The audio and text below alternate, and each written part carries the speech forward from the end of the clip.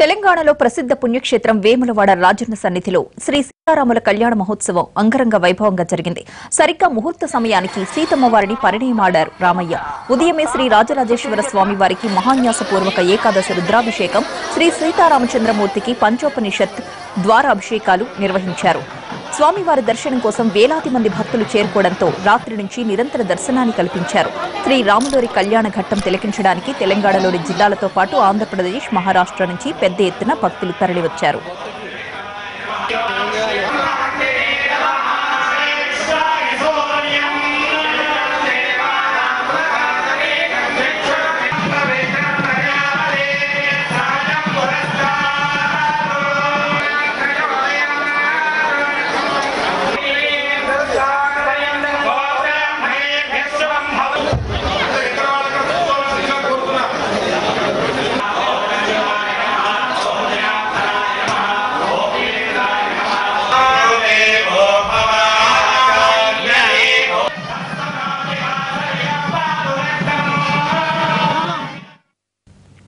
తెలంగాణ రాష్ట్ర వ్యాప్తంగా రేపు శ్రీ సీతారాముల కళ్యాణం జరిగితే వేములవాడ రాజన్న ఆలయంలో మాత్రం తిథిల ఆధారంగా నేడు కళ్యాణం నిర్వహించారు. ఆలయం ఎదుట అందంగా పూలతో అలంకరించిన కళ్యాణ వేదికలో వేద మంత్రోత్సవాల నడుమ శ్రీ జానకీరాముల కళ్యాణం నిర్వహించారు విద్యుత్తులు.